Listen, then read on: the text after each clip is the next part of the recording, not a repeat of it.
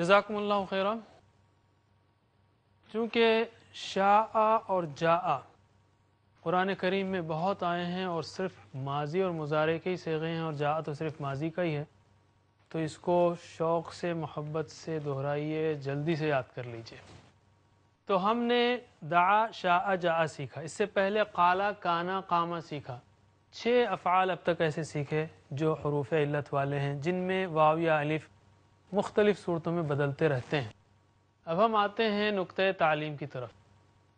یہاں پر تصویر نظر آ رہی ہے آپ کو، یہ کوئی مذاق نہیں ہے، یہ بہت ہی سیریس بات ہے۔ اور جو گدھے کے اوپر کتابیں نظر آ رہی ہیں، بعض لوگوں نے مجھ سے کہا کہ فوری ہٹا دیجیے آپ، وہ قرآن کریم نہیں ہے۔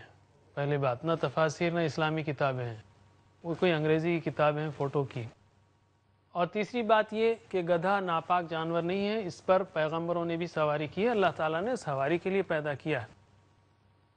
اللہ تعالیٰ ان لوگوں کے بارے میں جن کو ہم سے پہلے کتاب دی گئی تھی، یعنی یہودیوں کو، ان کے بارے میں اللہ تعالیٰ فرماتا ہے مثل الذین حملوا التوراۃ ثم لم يحملوها كمثل الحمار يحمل اسفارا۔ مثل الذین حملوا التوراۃ، مثال ان لوگوں کی جو حامل بنائے گئے تورات کے، ثم پھر لم يحملوا نہیں اٹھایا اس کو، ہاں اس تورات کو، ثم لم يحملوها نہیں اٹھایا اس تورات کو۔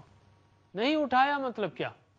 نہ پڑھا، نہ سمجھا، نہ عمل کیا، نہ پھیلایا۔ وہ بھی بہت بیزی ہوں گے ہماری طرح۔ میں تو کہتا ہوں بھائی، اس دنیا میں نہ چمار فری ہے نہ مہتر فری ہے، ہر کوئی بیزی ہے۔ میں اور آپ ہی کیا، بیزی جو ہے ہر کوئی ہے۔ سوال صرف پریورٹیز کا ہے، ترجیحات کا ہے۔ یہ مت سمجھیے کہ صرف میں ہی بیزی ہوں یا آپ ہی بیزی ہیں، ہر کوئی بیزی ہے۔ بہرحال شاید وہ لوگ بھی بہت بیزی تھے، یا وہ لوگ بھی بہت مصروف تھے، یا ان کی ترجیحات بھی الگ تھیں۔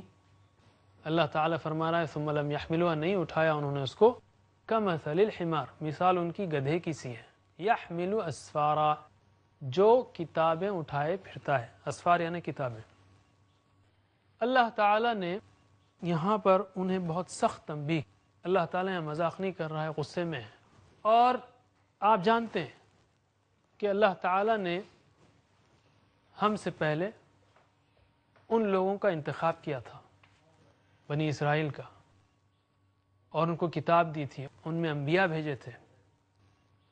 ان سے اللہ تعالیٰ غصے میں ہے چونکہ انہوں نے کتاب کو نہیں اٹھایا۔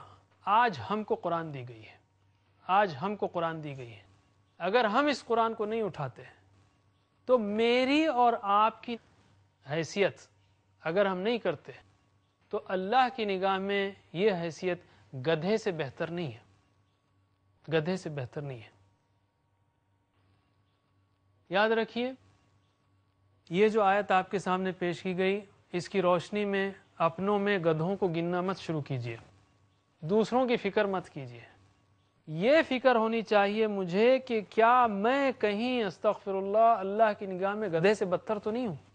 گدھے کو تو قرآن نہیں دی گئی، مجھے قرآن دی گئی، لیکن اس کے باوجود میں اس کو نہ پڑھوں، نہ سمجھوں، نہ عمل کروں، نہ پھیلاؤں، تو کہیں میں اللہ کی نگاہ میں گدھے سے بدتر تو نہیں ہوں؟ اس آیت کو ہم کس طرح زندگی میں لا سکتے ہیں؟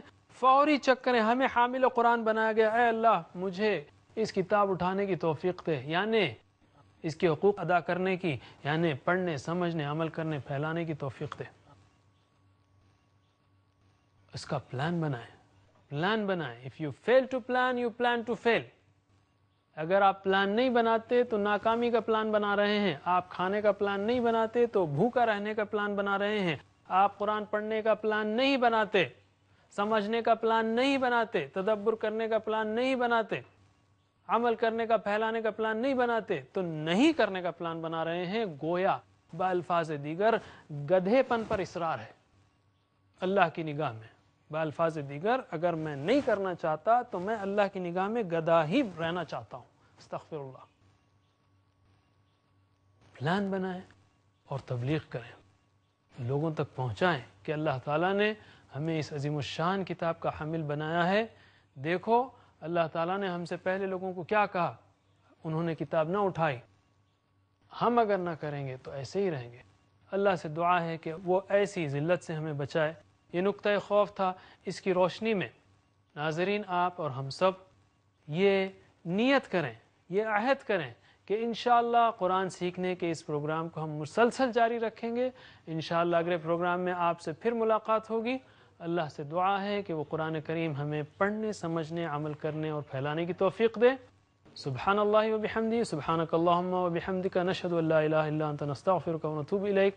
والسلام علیکم ورحمۃ اللہ وبرکاتہ۔